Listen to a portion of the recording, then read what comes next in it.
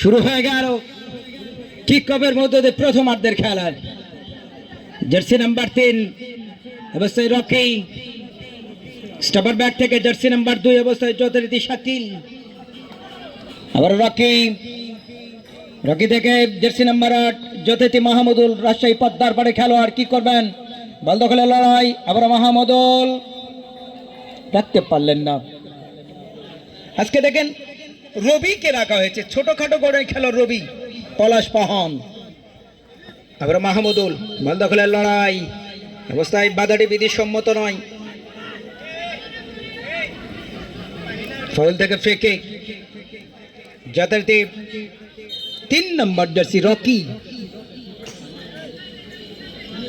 বল বসিয়েছেন left back position থেকে। আর একবার Rocky টোকাতে বাড়িয়েছেন যথারীতি আবারও রবি, জার্সি নাম্বার 10 এই রবি বিস্ময় বালক।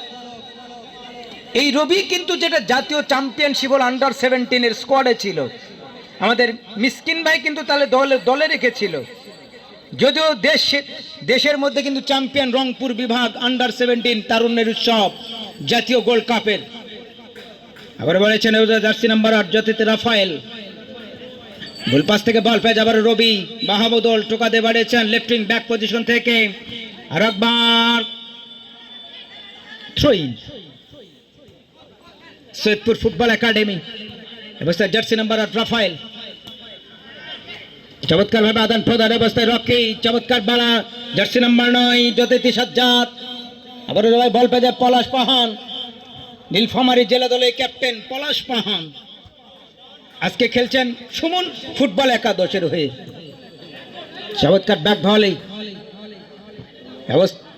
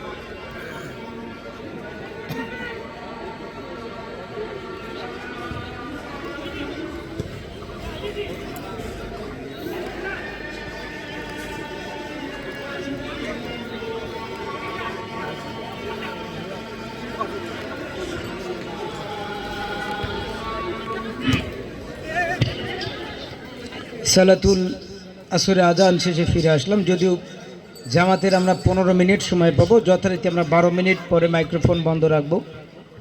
এই যে যখন আজান চলছিল তখন এই জার্সি নাম্বার 9 এই সৈয়দপুর ফুটবল একাডেমির আক্রমণ ভাগের সবচাইতে ভয়ানক অস্ত্র এই সাজ্জাদ। এই সাজ্জাদ কিন্তু মেরিনার্স এফসি পার্বতীপুরের খেলোয়াড়। এই শিপনের হাতে গড়া এই শিষ্য কাজের কাজটি করলেন সম্রাটকে ফাঁকি দিয়ে, বল কিন্তু জালে জড়াতে দেরি করেন এই সাজ্জাদ।